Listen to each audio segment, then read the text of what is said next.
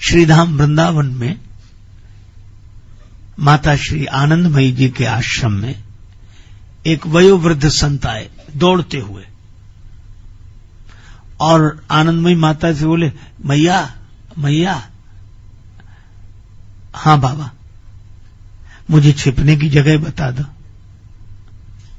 छिप जाऊं, जल्दी बताओ। मैया बोली, जाओ भीतर वाले कमरे में छिप जाओ। बाबा गए, अंदर कमरे में छिपे, आध घंटे बैठे रहे। थोड़ी देर में लौटे, बोले मैया अब जाऊं।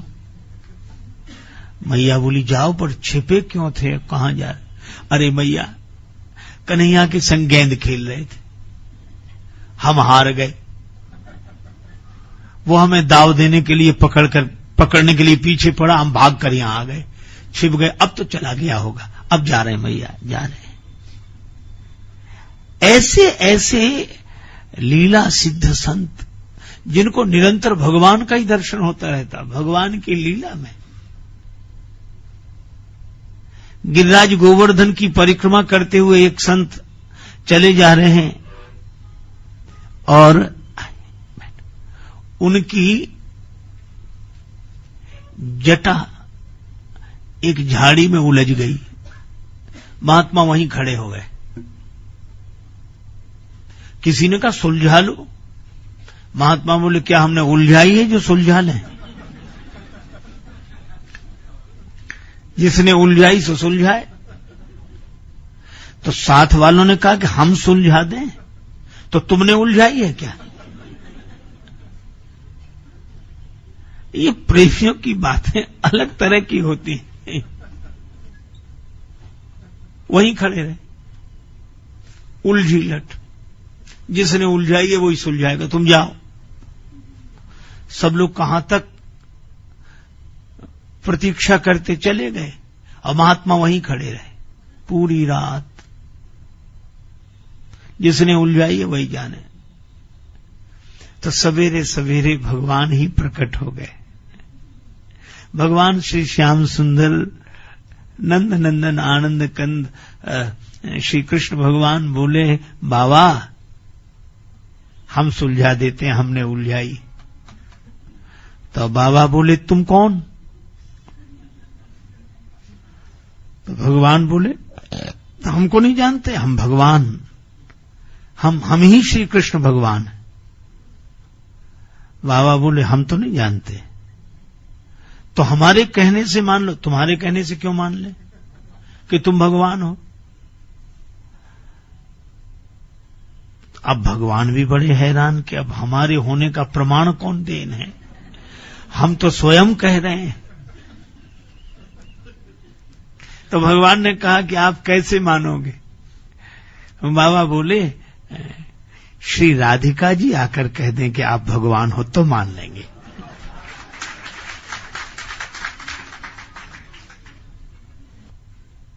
अब बाबा का हठ। भगवान गए, श्री राधिका जी से प्रार्थना की, उन्हें लेकर आए। और जब श्री राधा कृष्ण भगवान प्रकट हुए, श्री राधिका जी ने कहा कि बाबा यही हैं श्री कृष्ण, भगवान यही हैं। तो बाबा मुस्कुराकर बोले, हमने तो पहले ही पहचान लिया था। पहले ही पहचान लिया था तो ये परेशान काहे को किया इन्हें? तो बाबा हंसकर कहने लगे कि अगर इनसे ऐसा न कहते तो आपका दर्शन कैसे होता। और भगवान वो जटा सुलझा देते हैं। बाबा आनंदित होते हुए चल दिए। अब इन प्रेमियों की कथा कोई बुद्धि से सुने तो अटपटी लगेगी। भगवत रसिक रसिक की बातें रसिक बिना को समझ सके ना। जिनके लिए सर्वत्र श्याम ही श्याम है, सर्वत्र कृष्ण ही कृष्ण है, ऐसा समझना चाहिए कि भगवान ही उनके लिए संसार के रूप में प्रकट हो गए हैं। अपने प्यारे की छवि देखते हैं, सर्वत्र देखते हैं। एक वयोवृद्ध व्यक्ति से कहा कि तुम्हारे बाल तो काले थे, सफेद हो गए, तुम वृद्ध हो गए हो। वो कहने लगा कि ऐसा मत कहो कि हम वृद्ध हो गए, भक्त थे। अच्छा, वृद्ध नहीं ना, श्वेत श्वेत लखि कचन को वृद्ध कहो मत कोय, खोजन में घनश्याम के गई श्यामता खोए। हम तो श्याम सुंदर को खोजने में श्यामता ही खो गई, और सचमुच भगवान को खोजने में श्यामता खो जाती है। श्याम के मिलने पर आनंद ही आनंद। अद्भुत लोग होते हैं। एक महात्मा अभी कुछ वर्ष पहले हमें एक जगह मिले, श्री राम जी का बड़ा सा चित्र रखे, अपने साथ ही रखते थे, वस्त्र में लपेट कर ऐसे। तो आए प्रणाम करने को, अरे हम कहा आप भगवान को लिए हैं, तो भगवान को उन्होंने बिठा दिया प्रणाम। तो बोले महाराज हम थोड़ी देर से आ रहे हैं। तो हमने कहा कहां जा रहे हो? कहने लगे वो विद्यालय खुल गया होगा। विद्यालय खुल गया तो राम जी पढ़ते ना वहीं। उन्होंने उस विद्यालय के प्रधानाचार्य जी से बात की कि आपका कुछ नहीं, वो हमारे राम जी को पढ़ा दिया करो। तो कैसे? कि हम कक्षा में बिठा जाया करेंगे। प्रधानाचार्य ने कहा कौन झंझट मोले, बोले आप बिठा जाना है। तो बड़े प्रेम से जाते, आनंदित होते हुए, राम जी अब तुम पढ़ो, हम आएंगे शाम को ले जाएंगे, है ना, दोपहर को तुम्हारे लिए कुछ व्यवस्था भी तो करनी है, खाना पीना, फिर पढ़ लेना, है ना, पढ़ लोगे तो अच्छा रहेगा, राजा के बेटे हो, 4 अक्षर पढ़ लोगे तो अच्छा रहेगा। ये 10 बजे बिठा जाते, शाम को 4 बजे ले आते। अब ऐसी स्थिति जिनकी हो, जो जहां बुद्धि का प्रयोग ही ना हो, ऐसे भाव से भरे भक्त, वे संसार से, उन्हें ऊपर उठने की जरूरत नहीं। उनके लिए तो भगवान संसार के रूप में ही प्रकट हो गए, भगवान ही संसार बन गए। तो ऐसी स्थिति में तुलसीदास जी कहते हैं कि जब भगवान नाम रूप लेकर प्रकट हो जाएं, अनेक नाम हैं उनके, अनेक रूप हैं। भगवान श्री कृष्ण का रूप है तो नंद नंदन श्याम सुंदर के प्यारे प्यारे चरण, श्री राधा रानी के चरण, इनका चिंतन करें। राम जी श्री सीताराम जी, तो श्री सीताराम जी के चरणों का चिंतन करें और मनन रहे, मस्त रहे, मगन रहे। अच्छा देखो, बात बड़ी सरल सी है। आप टेलीविजन देखते हैं और टेलीविजन में मान लो कि आप 30 नंबर का सीरियल देख रहे हैं, उसमें ऊपर लिखा है 30 नंबर, रिमोट आपके हाथ में है, चाहे जिधर जाओ, आगे बढ़ो तो 31, 32, 33, 34, 35, वो 60, 70 तक चला जाएगा। लेकिन उस 60 तक मान लो उसकी रेंज है, तो उसके बाद तो 0 आएगा कि नहीं? या फिर पीछे लौटना शुरू कर दो, 29, 28, 27, 26, 25, 24, और जैसे इधर 1 आएगा तो इधर भी 0 आ जाएगा। ये रास्ते दो अलग अलग हैं। एक आगे बढ़ रहा है, एक पीछे लौट रहा है, एक सबको स्वीकार कर रहा है, सब भगवान है, और दूसरा सबको नकार रहा है, यह भी नहीं, यह भी नहीं, यह भी नहीं। यही नेति नेति का मार्ग है, नयति नयति, यह भी नहीं, यह भी नहीं, और सबको नकारते नकारते नकारते नकारते अंत में हमारा अहं 0 हो जाता है। और सबको स्वीकार करते करते भी हमारा अहम 0 हो जाता है। उधर भी 0, इधर भी 0।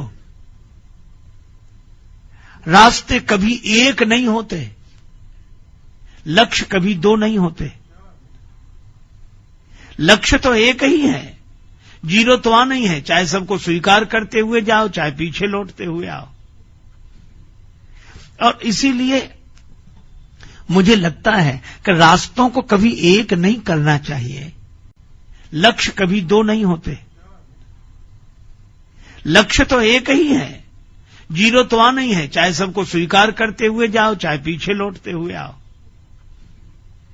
और इसीलिए मुझे लगता है कि रास्तों को कभी एक नहीं करना चाहिए, पर लक्ष्य को एक रहने देना चाहिए। आप ऐसे सोचो, मान लो आप किसी शहर में रहते हो, वृंदावन में रहते हो। अब वृंदावन को लेकर लोग तरह तरह की बातें करते हैं। एक आदमी कह रहा है कि मैं बिल्कुल सही कह रहा हूं, वृंदावन पश्चिम में है। दूसरा कह रहा है कि नहीं, पूरब में है। एक कह रहा नहीं, उत्तर में है। दूसरा कहता नहीं, दक्षिण में है। अब चारों झगड़ रहे हैं। एक कह रहा पश्चिम में, एक कह रहा पूरब में, एक कह रहा उत्तर में, एक कह रहा दक्षिण में।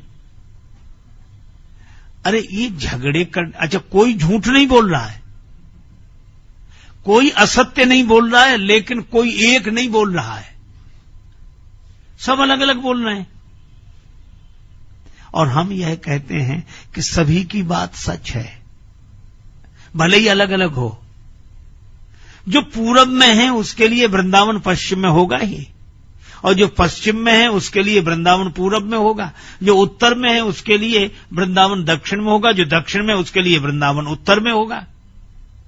पर यह बात सही है कि ये जितने लोग बोल रहे हैं, वृंदावन के बारे में कोई नहीं बोल रहे हैं। यह तो अपने होने की सूचना दे रहे हैं कि हम कहां हैं। और वृंदावन से पूछो कि तुम कहां हो, वृंदावन कहता हम न उत्तर में, न दक्षिण में, न पूरब में, न पश्चिम में, हम तो अपनी जगह हैं। तो जिसको जहां से जो लग रहा है वह वहीं से चल दे, बहस न करे, विवाद न करे, चलना शुरू करे। और जब वृंदावन आ जाएगा, चारों ही पहुंच जाएंगे, तो न उत्तर रहेगा, न दक्षिण रहेगा, न पूरब रहेगा, न पश्चिम रहेगा। फिर तो वृंदावन ही वृंदावन रहेगा। अभी हम लोग अपनी अपनी जगह से बढ़ते नहीं हैं, वहीं खड़े खड़े झगड़ते हैं, इसलिए पहुंच नहीं पाते। तो मैं आपसे चर्चा कर रहा था कि इस तरह जितने लोग बोल रहे हैं सब सही बोल रहे हैं। इसीलिए हमारे यहां भिन्न भिन्न आचार्य हैं, पर सबने बिल्कुल सही कहा, पर सबने अपने होने की सूचना दी कि वे कहां हैं और अपने लोगों को कहां से भेजना है, इस तरह उन्होंने निश्चय निर्णय किया। इसीलिए सभी वंदनीय हैं। और तुलसीदास जी कहते हैं कि चाहे सब अलग अलग तरह की बात करें, पर सब कर मत खगनायक एहा। सब एक ही बात कहते हैं, करिए राम पद पंकज नेहा। भगवान के चरणों में प्रेम। और यही बात महाराज दशरथ संसार से ऊपर उठकर भगवान तक नहीं पहुंचते हैं, वे तो भगवान से प्रार्थना करते हैं कि आप हमारे लिए संसार हो जाइए, और भगवान पुत्र रूप में उनके यहां प्रकट होते हैं।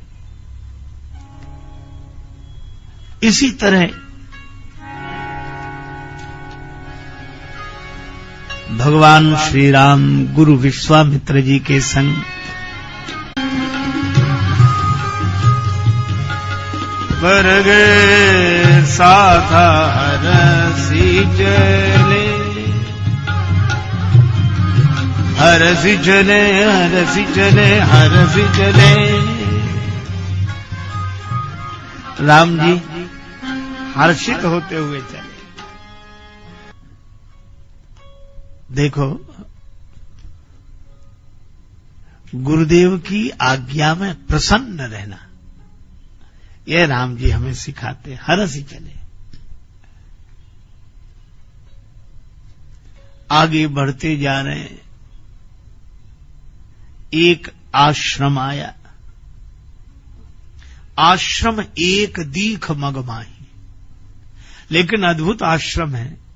यहां ऋषि मुनि मानव संत साधक कोई नहीं है, और आश्रम है। अरे और तो और श्री तुलसीदास जी कहते हैं, खगमृग जीव जंतु तह नाही। पशु नहीं, पक्षी नहीं, सब आश्रम छोड़कर चले गए। छोटे छोटे जीव जंतु भी आश्रम छोड़कर चले गए। इसका आशय ये अहिल्या माता का आश्रम है, और अहिल्या माता से जो भूल हो गई ब्रह्मवश, उसके कारण भी इतनी परित्यक्ता मान ली गई हैं कि परिजन परिवारी जनों की कौन कहे, खगमृग जीव जंतु भी वो जगह छोड़कर चले गए। अहिल्या जी के साथ कोई नहीं, कोई साथ देने वाला नहीं, खगमृग जीव जंतु तक नहीं। लेकिन अहिल्या जी पत्थर की शिला बनी पड़ी है। यह काव्य है, पत्थर की शिला। और हमें लगता है कि अहिल्या माता पत्थर के समान, पत्थर को मान सम्मान अपमान कुछ नहीं लगता। सर्दी गर्मी वर्षा पड़ा है, सबने साथ छोड़ दिया, कोई बात नहीं। वह तो मार्ग में पड़ा है, और किस मार्ग में पड़ा है? जो मार्ग अयोध्या से जनकपुर की ओर जाता है, उस रास्ते के बीच में जो मार्ग भगवान के नगर से भक्ति के नगर की ओर जाता हो, जो भक्ति भगवान का मार्ग हो, जो अयोध्या जनकपुर का मार्ग हो, उस मार्ग के बीच में पड़ी है। सबने साथ छोड़ दिया, लेकिन जाऊं कहां तजे चरण,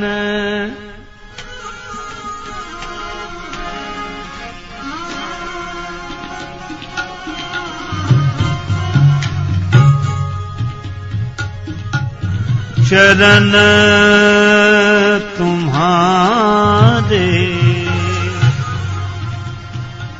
जाऊं कहां तज चरण,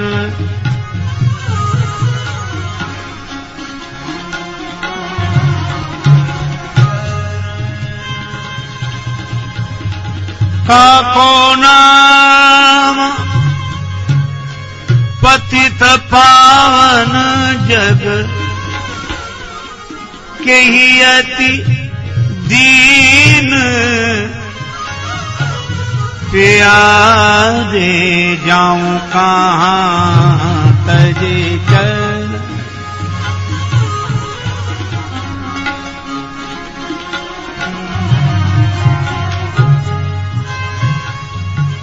चरण तुम्हारे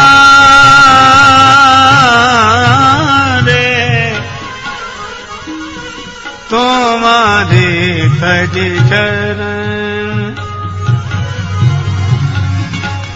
जाऊं कहां तज चरण।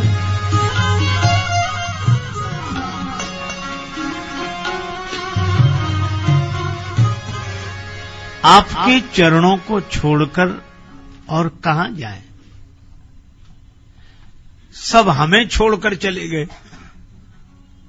संग सखा सब तज गए, कोई न निभयो साथ, कह नानक इस विपत में एक टेक रघुनाथ।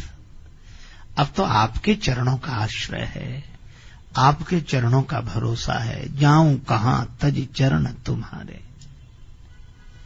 और हमारा आपका संबंध है, काको नाम पतित पावन जग। हम पतित, आप पतित पावन।